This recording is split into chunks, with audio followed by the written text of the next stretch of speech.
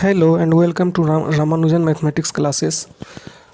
आज मैं जीके में जैन धर्म के बारे में बताऊंगा।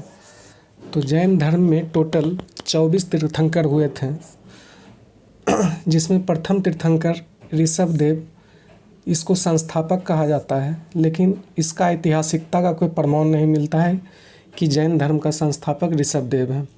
लेकिन प्रथम तीर्थंकर आपका ऋषभदेव है। ऋषभदेव के दो पुत्र हुए, भरत, जिसके नाम पर भारतवर्ष पड़ा है जैन साहित्य के अनुसार, और दूसरा पुत्र गोमतेश्वर। गोमतेश्वर को बाहुबली भी कहा जाता है। गोमतेश्वर की मूर्ति आपको कर्नाटक के श्रवणबेलगोला में मिलेगा। कर्नाटक के श्रवणबेलगोला में गोमतेश्वर की मूर्ति है। उसके बाद एक चीज़ और है कि गोमतेश्वर का मूर्ति जो था, जब तक स्टैचू ऑफ लिबर्टी नहीं बना हुआ था, तो स्टैचू ऑफ लिबर्टी के बनने से पहले गोमतेश्वर का मूर्ति जो था उस सबसे ऊंचा मूर्ति था। और इसका 23वां तीर्थंकर पार्श्वनाथ आए। 100 वर्ष की आयु में संवेद पर्वत पर इसकी मृत्यु हो गई।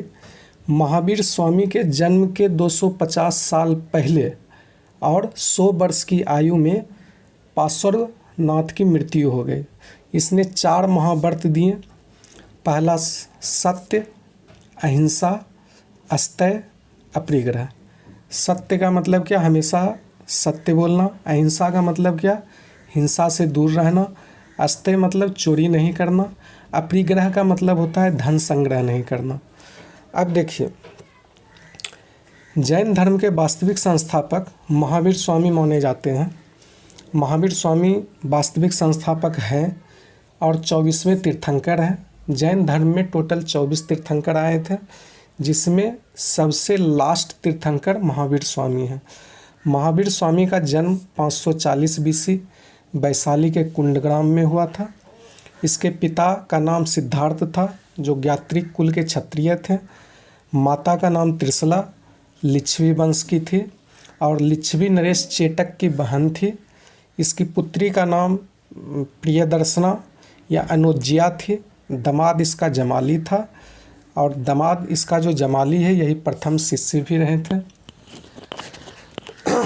देखिए, महात्मा बुद्ध और महावीर स्वामी में 2 अंतर हैं कि अंतर यही है कि समानता यही है कि महात्मा बुद्ध भी गृहत्याग किए थे और महावीर स्वामी भी गृहत्याग किए थे।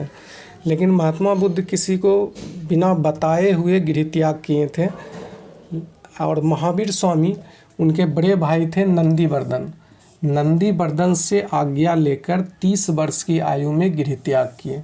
ठीक, और गृहत्याग करने के बाद मॉन्क रूप धारण कर लिए, सर मुड़वा लिए।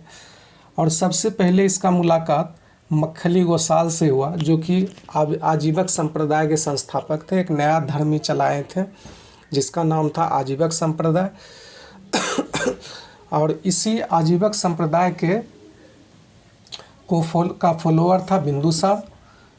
बिंदुसार आजीवक संप्रदाय के फॉलोअर थे। आजीवक संप्रदाय ज़्यादा दिन तक चला नहीं। उसके पीछे रीज़न था कि यह जो धर्म था ये भाग्यवादी धर्म था। आप देखिएगा कि बौद्ध धर्म और जैन धर्म दोनों कर्मवादी है। उसमें साफ कहा गया है कि जैसा आप कर्म कीजिएगा उस तरह का उसका फल मिलेगा। लेकिन इस धर्म को भाग्य, मतलब बोला कि जो भी होगा, जो आपके भाग्य में लिखा हुआ है वही होगा, तो इसको भाग्यवादी धर्म कहा जाता है। 12 वर्ष की कठोर तपस्या करने के बाद वर्धमान को महाज्ञान की प्राप्ति हुई। कहाँ हुई? तो जुम्भी ग्राम में ऋजुपालिका नदी के तट पर साल वृक्ष के नीचे।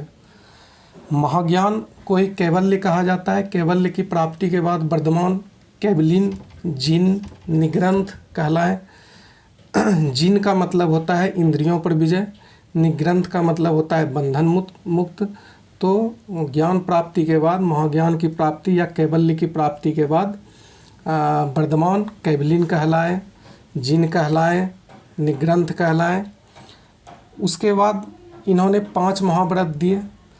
इससे पहले पार्श्वनाथ 4 महाव्रत दिए थे: सत्य, अहिंसा, अस्तेय, अपरिग्रह। इन्होंने एक महाव्रत इसमें ब्रह्मचर्य जोड़ा, सत्य, अहिंसा, अस्थेय, अपरिग्रह, साथ ही साथ ब्रह्मचर्य। इसके प्रथम शिष्य जमाली थे और इसकी प्रथम महिला शिष्य चंदना थे। आज इतना ही रहने देते हैं। नेक्स्ट वीडियो में जैन धर्म और मगध साम्राज्य का उत्कर्ष दोनों को देखा जाएगा। Thank you.